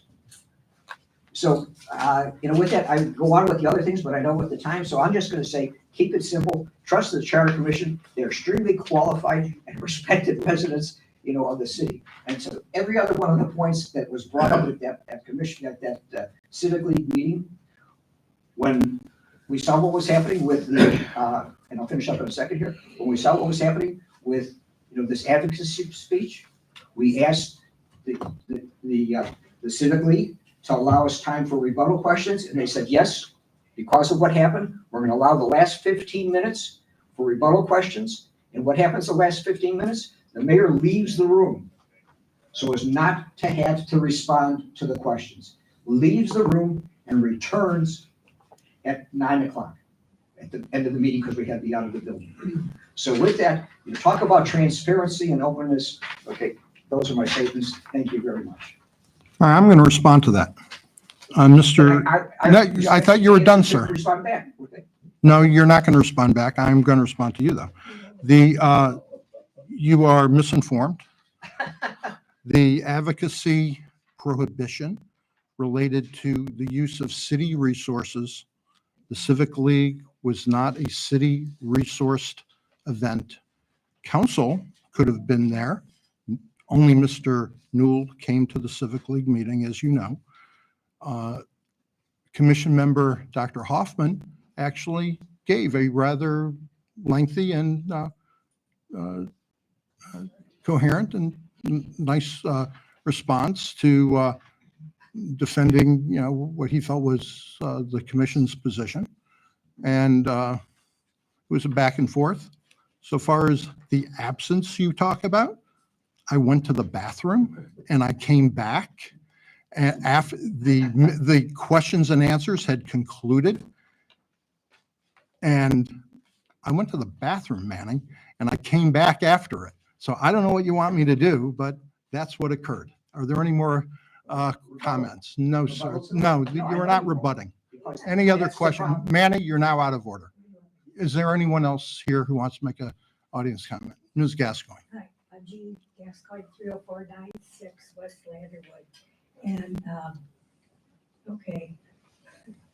Well, first of all, and I just want to say, if you're going to resign, if it passes, I could see the headlines at the Chagrin Valley Times and anywhere else, Pepper Pike neighbors in bold. To me, it's like you didn't sign up for it. Well, heck, who signs up? If we know what we signed up for, none of us would be working, or I can't make the example as well as you did for your, it's like you are a leader. What are you going to take your bat and your ball and go home because you're not getting your way? I just think that's not only disrespectful, it seems like it's illegal. So that's one comment. I know I can't ask questions, so I think that this, you're sowing seeds of doubt. And when you talk and you use adjectives like glib, that this process, glib, police coverage, well, I'm jumping around. I don't know who pays for the police presence at the meeting last Wednesday, the town hall at the school. Specifically. Specifically? Or, in other words, I'm trying to say, how dare you at the very end, even if you were allowed to give your opinion, that was just, I was really upset and mad, but embarrassed. I mean, you couldn't have been more. I thought the veins on your neck were going to pop out. Now, this is my personal opinion about you. You concluded the meeting. Do you understand what I'm talking about? how totally inappropriate I thought that was.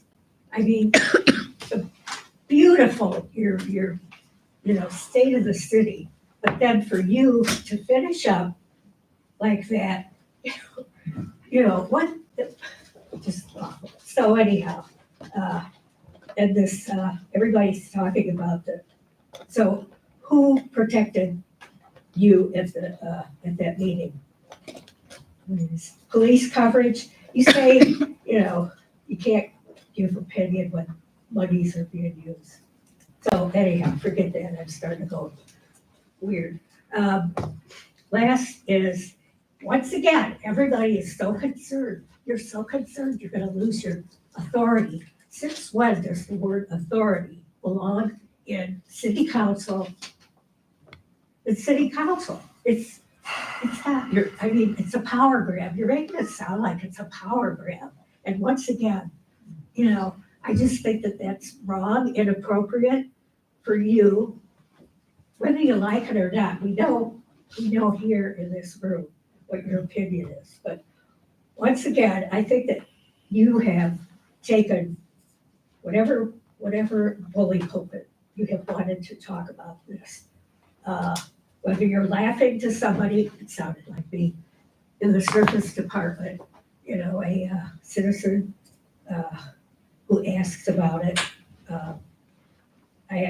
Lastly, I just thought tonight on Facebook, there's a meeting tomorrow night hosted by Vera at the library, and you are the guest speaker. And it's all about the misinformation and the lies. And you're calling it, what are you calling it? This is the revision, right? The official legal title has been the revision, not repeal, right? The whole, right, you guys? It's not a repeal. So anyhow, this is, when do you get to speak? Guest speaker. I mean, can you give me a heads up on what's gonna happen? Please, and I'm finished. I've been invited to address a group and I've accepted the invitation. That's my answer. No, tell me what, you are appearing as the mayor at their. I'm sorry, I'm appearing and I happen to be the mayor, so yes, I'm appearing as the mayor. You're making fun now. Okay, You're just, that's enough. all right, Anyone else, please? nobody else, come on. Mr. Okay. Rice. It's 2445 Edgewood Trace. Jackie, you asked if the taxpayers would like to contribute city money to this. That's a big yes. We have $20 million in the bank, as Mr. Gentile pointed out at the finance meeting at the beginning of the year. We do $1.4 million in interest, matching what we've raised on the site of $7,200. I get what you're saying, but we are part of a greater community, and there's people that are more in need outside of the Pepper Pike bubble. And I fully support you. I think it's a great idea, and we're going to quibble and quibble and quibble, and we're not going to get anything done. It's actually a bit embarrassing. This is like $7,200, boom, vote, send them a check, and we're done. So I appreciate that. Dr. Wong, I appreciate your comments tonight, and I wanted to get back with you after you commented on my comment, and you have a lot of great points tonight. And again, I'm a broken record. If we would have had the town halls to inform the public before we voted on this, there wouldn't be the angst in the community going on. And again, yes, Manny, the commission did a lot of work, but it's not the commission's job to pass or debate legislation. That's the council's job. The commission made. Colonel, please direct your comments to the. Made recommendations. Recommendations should have been more debated by the council and taken to town halls, and then we wouldn't be in the position we're in with all the angst. People on the yes side, people on the no side, butting heads. We could have had a better discussion. Thank you. Is there anyone else? Ms. Bartasavich. Vera Bar Savage, 29600 Shaker Boulevard. I want to commend Mayor Bain for being upfront and telling what he is feeling and how it will affect our city, which it will if this passes. In other cities, the residents are asked if they want to do a charter review. We have had this charter almost 60 years. A charter review, or a charter is actually the Constitution, like in the United States, the U.S. Constitution, which is 250 years old. We don't do major changes, but we do updates. There has been 5 updates to this charter, our city charter. We were told that it was going to be language and Ohio legislation put into that charter. I believe it's a bait and switch. Basically told us that, we believed it, and then you had the commission do your dirty work. Excuse me? Please. You just that one. Ms. Bartasavich, please, just director. So basically, it was said that, everybody had a chance to review and go to meetings. However, our percentage of working citizens our residents, is 54%. 23% are not working, they're retired. 23% are children. So that gives 54%. Many are very busy. I've been walking into the community and many are professionals, they're attorneys, they're doctors. They don't have time to look at this. They'll ask, what is it about? And, it's so confusing to them, even as bright as everybody, all council keeps saying that the commission was so bright, so intelligent. We are too, the ones that didn't sit on the commission. So what I've been telling people, because it's too long to explain sometimes, and they don't want to hear it, they want the 30-second elevator talk. I'll tell them, if you don't understand it, you're confused, it was rushed, pushing it through, that they just need to vote no. Thank you. Thank you. Anyone else? Okay. William Thompson, 30500 Providence. At the risk of repeating what Colonel Rice said, yes, I am just fine as a Pepper Pike taxpayer with using a very tiny micro fraction of our money to go to help people in the Cleveland area. I think comparing it to St. Ignatius, while I understand the intent, if you're talking about a religious organization, of course, everybody would say, that's probably not a good idea. If it were a political organization, of course, everybody would say, it's not a good idea. We're talking about giving food to human beings in the Cleveland area from a very, very, very fortunate city. Personally, imagine if you were somebody from another city watching this meeting. What would you think? The word starts with A, okay? I'm not going to say it in a public forum. It's not a good look. Imagine the story, though, of Pepper Pike matches to the Cleveland Food Bank. Oh, what a wonderful, uplifting story that would be. So please, I don't think there's any malintent behind the concerns, obviously not. Okay, but please consider what the optics are before you make a decision. I know that's in 2 weeks. Okay, moving on. Like Manny, I'll try to keep it brief, but that's hard sometimes. Moving on to Mrs. Wong's comments. I will say, again, working hard on something is admirable, okay, but it is not a reason to support something. If I were at work and somebody was proposing an idea to me and say, William, I worked really, really hard, and I say, that's really nice. What is it? And if they showed me something, I'm not considering in the least little bit how many hours they spent working on it I will consider the validity of what's being presented. I think the repeated mischaracterization of legitimate concerns about the outcome of the work product is somehow being blatantly misrepresented as personal attacks on the commission. That's disrespectful to the commission. To me, that looks like using the commission as a prop to deflect legitimate concerns about the work product. That language happened almost right from the get-go. As soon as we started talking about concerns, it was immediately, how dare you denigrate the commission members? When no one was talking about the commission members, we were talking about the work product. So please, moving on. Ms. Waltman, also, I remember about 6 weeks ago, You had said, what is it when you tell only half of the truth? I'm close. I know you were getting at was a lie. You didn't say it, but I know that's what you're getting at. To Ms. Wong's comments, I think it's interesting what you're omitting when you're listing what's in there. Okay, one, as the mayor pointed out, you're removing the mayor from the planning commission. You didn't mention that. That's a significant big deal. Omitting it is extremely telling. Ignoring the commission members, I read the minutes, they asked for more time repeatedly in the minutes and we're told, nope, you gotta have this done by X date because we need to get it on the May ballot. Ignoring that the mayor would need council permission now for executive basic executive functions like firing the law director and the finance director. I know he resigned, but doesn't matter. That's ignored in what you're saying. That is a legislative branch deliberately stepping on what an executive branch function, and you just ignore it like it's not there. So pretending it doesn't exist doesn't mean it's not in the charter. I actually read the charter more times than I care to admit.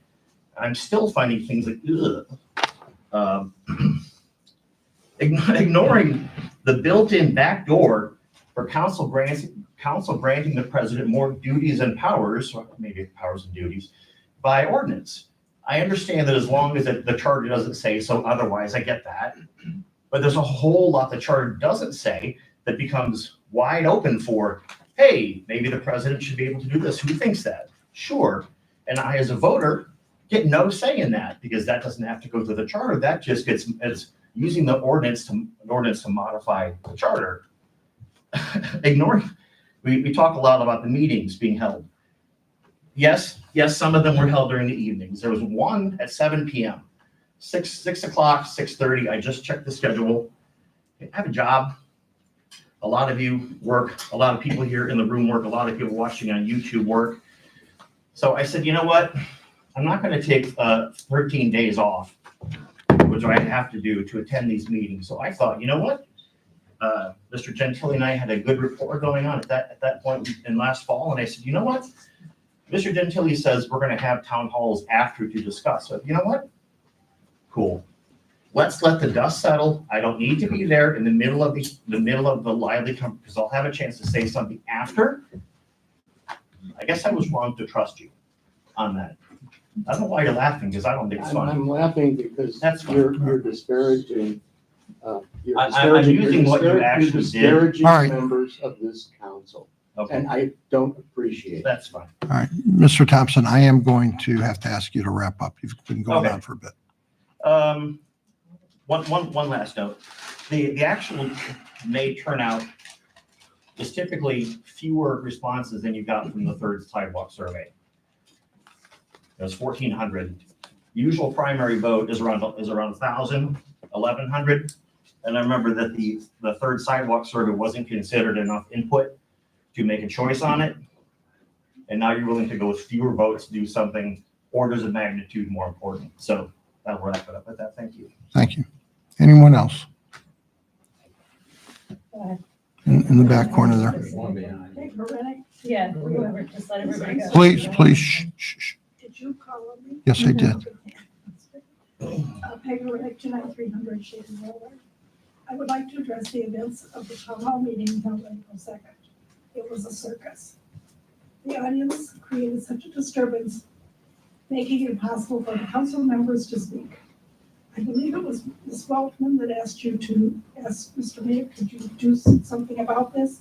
And you just sat there and were on your phone. This was a public meeting and you should have taken charge and not act as if you didn't care. It sounded like silent advocacy. Mr. Byron, as law director, why did you not attend any of the meetings? And why aren't you listening now?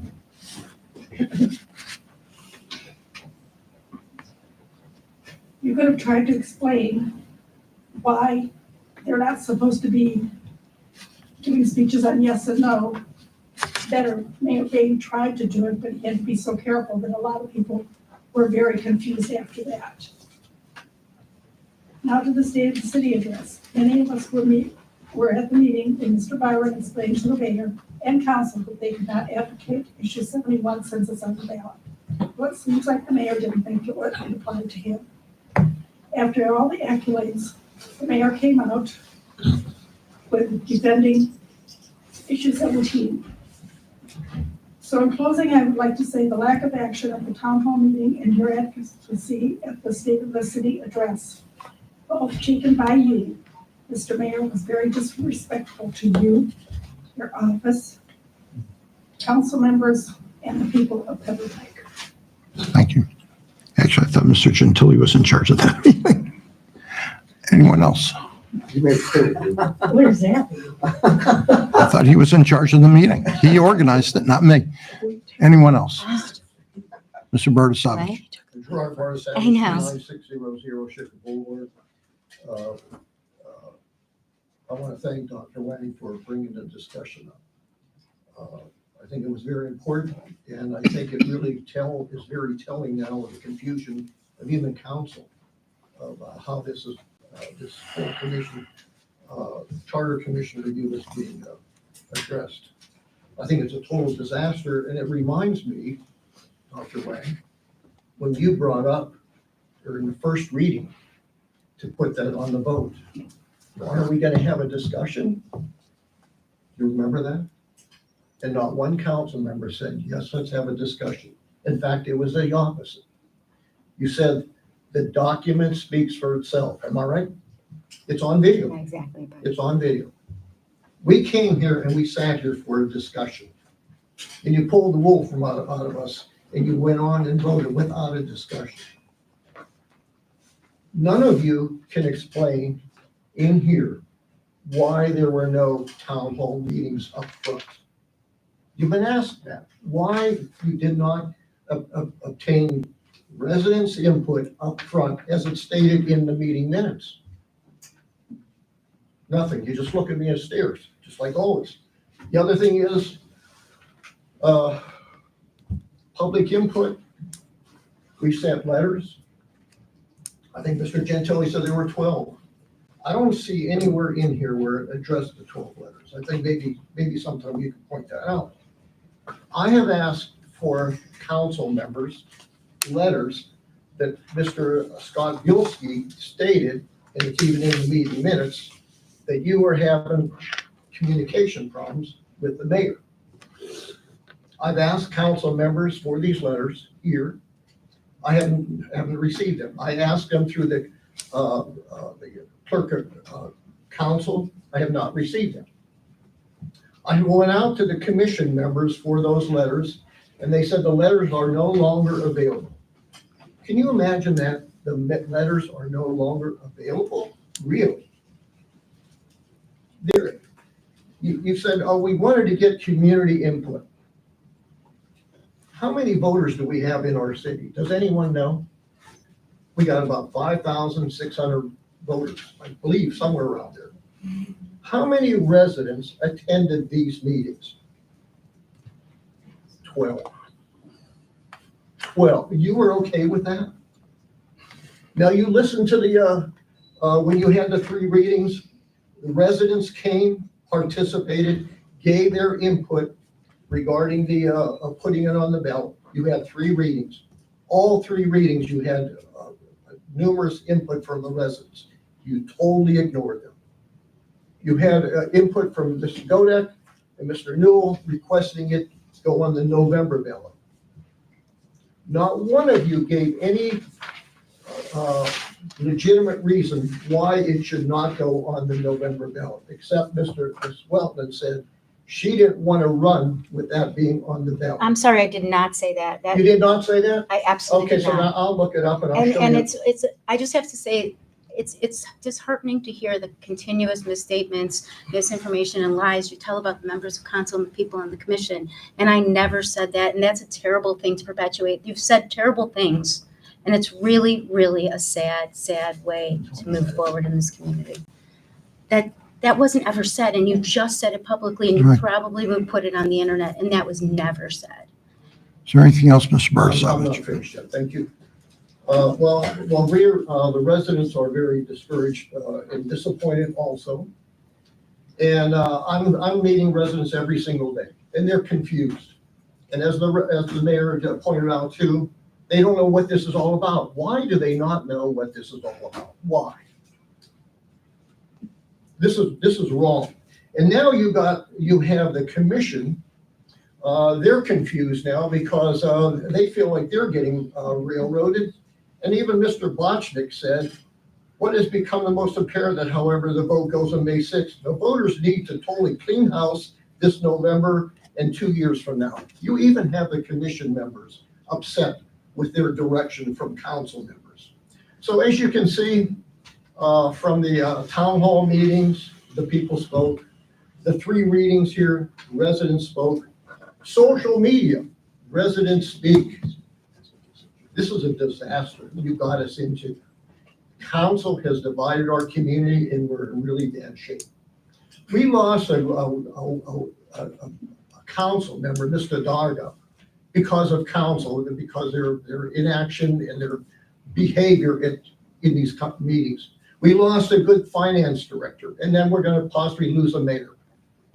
You're harming our city. We have a wonderful city, and this has got to stop. You got to get back to business, and it's time you start listening to the residents. Sheila, I have a question. Uh, I thought you were done. I apologize, Bart. I'm finished. I'm very disappointed in council's inaction, and unprofessionalism. And I think that there's a lot of improvements that need to happen with our council. All right, is there Thank anything you very else, much. anything else in the audience? Ms. Graham? No, Ms. Graham, I called on you, please. Okay, Luann Graham, 31437 Shaker Boulevard.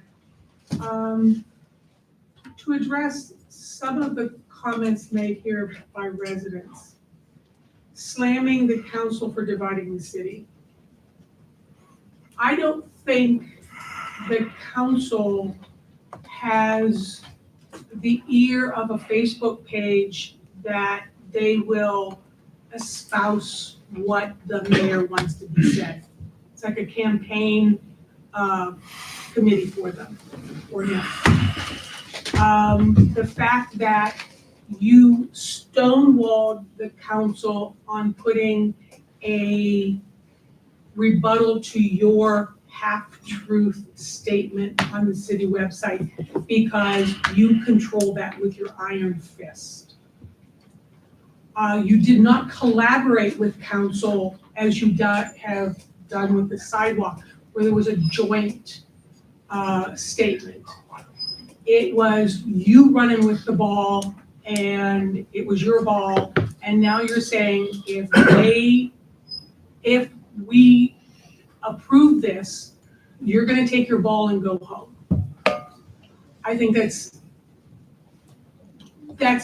disingenuous of you, that you do not respect your office, that you only get it if you have complete control, because that's what you have right now.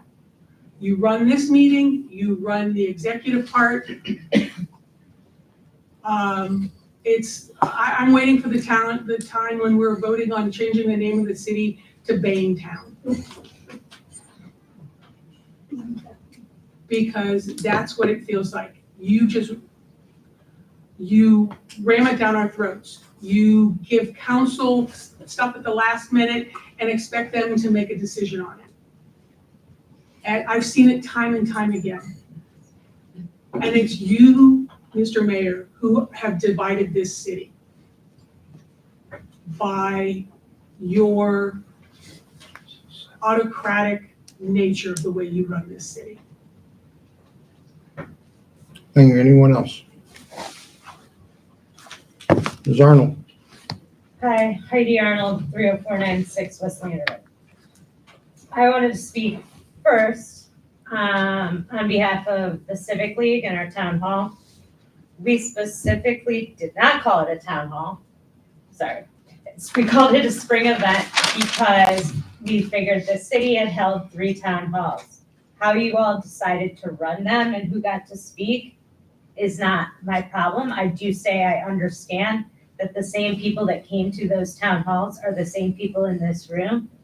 And it's always the same people. So when people talk about who gets a chance to come to this meeting or that meeting, you know, you can lead horses to water, you can't make them drink.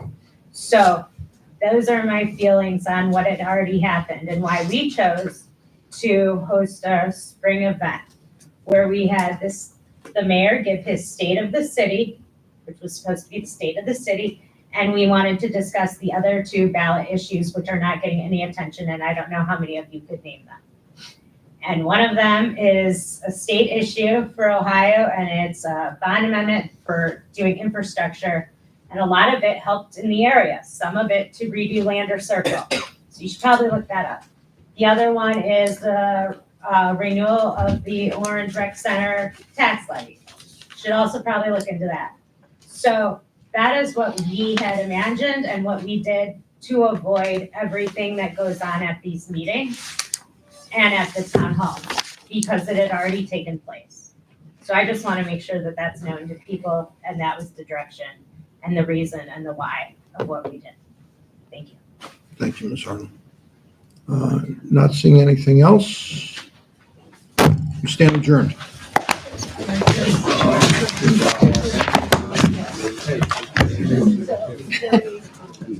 Maybe sooner. Right, I was gonna say, what are you waiting for? Life is too short.